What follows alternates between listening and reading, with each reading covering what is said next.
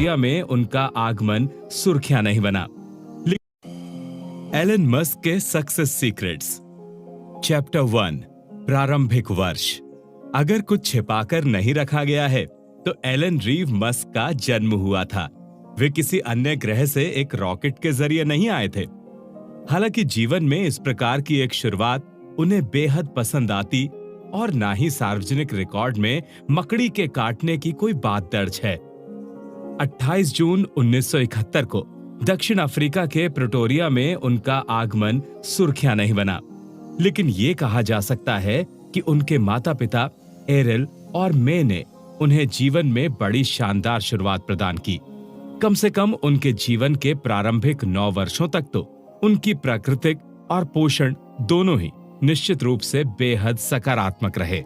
Elon के पिता aryl Musk एक इलेक्ट्रोमैकेनिकल इंजीनियर, पायलट और एक नाविक हैं, जिन्होंने निर्माण और पन्ने के खनन में अपना भाग्य आजमाया।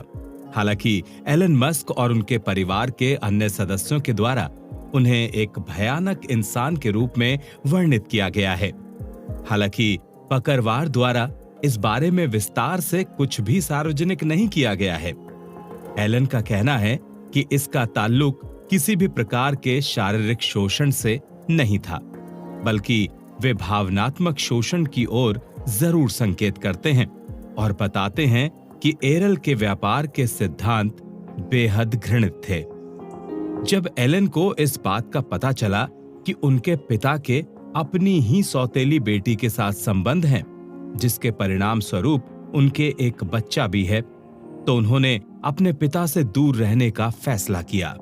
ऐसे में एक तरफ तो मस्क को अपने पिता के उच्च आईक्यू का लाभ मिला और दूसरी तरफ एलन के बचपन में उन्हें पर्याप्त वित्तीय सहायता भी प्राप्त हुई।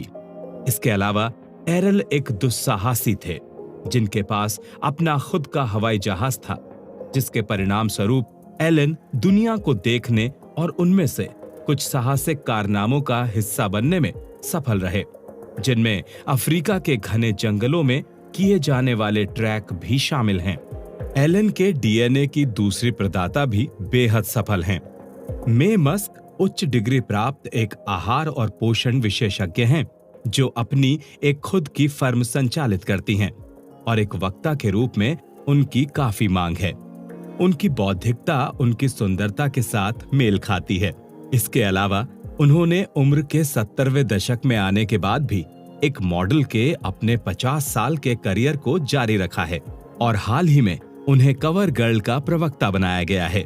मे अपने बेटे को एक बच्चे के रूप में समय से पहले ही बड़प्पन पा लेने वाले के रूप में वर्णित करती हैं, जबकि एलन खुद को बेहद शर्मीला और अंतर्मुखी बताते हैं।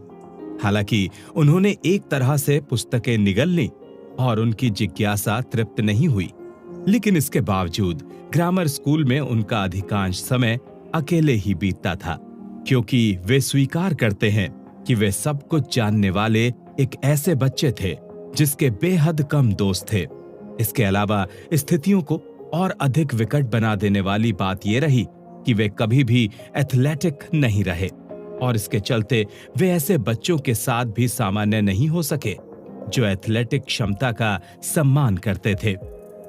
जब अधिकांश लोग शानदार पार्टियों में जाते तथा पीते हुए और रग्बी या फिर खेलों जैसी दूसरी चीजों के बारे में बात करते हुए अच्छा समय बिताते, तब आप ये देखते कि एलन ने किसी के पुस्तकालय को खोज लिया है और वो उनकी पुस्तकों को पढ़ने में अपना समय गुजार रहा है।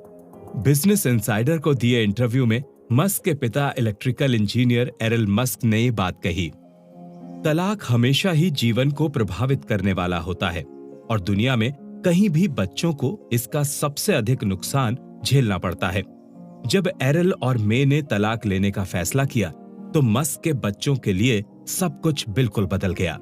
एलन और उनके छोटे भाई बहन किम्बल और टोस्का मे के साथ रहते और कभी कभी एरिल से मिलने जाते, लेकिन एलन को कभी कभी लगता कि उनके पिता अकेले हैं और उन्होंने जो किया वे उसे अब एक गलती के रूप में परिभाषित करते हैं। उन्होंने अपने पिता के साथ रहने का फैसला किया और किम्बल भी उनके साथ आ गए। एलन मस्क के लिए किशोरावस्था बेहद कठिनाई भरी रही। वे पढ़ाई में अच्छे नहीं थे अधिकतर बोरियत के चलते और उन्हें स्कूल के ही एक गैंग के द्वारा बुरी तरह से प्रताड़ित किया जाता था, जिसने अंततः उन्हें शारीरिक रूप से प्रताड़ित भी किया, जैसा कि ऊपर उल्लेख किया गया है। उनके पिता भावनात्मक रूप से प्रताड़ित करते थे।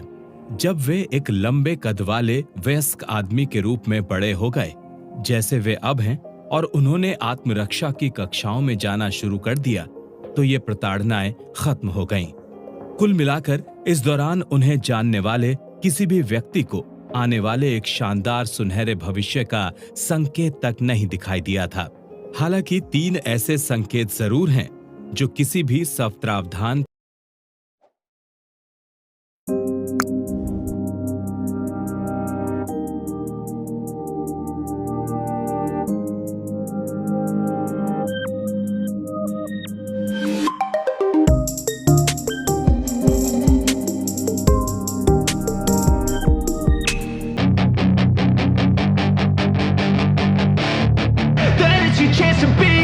Hey kid, don't ever let them get inside your head.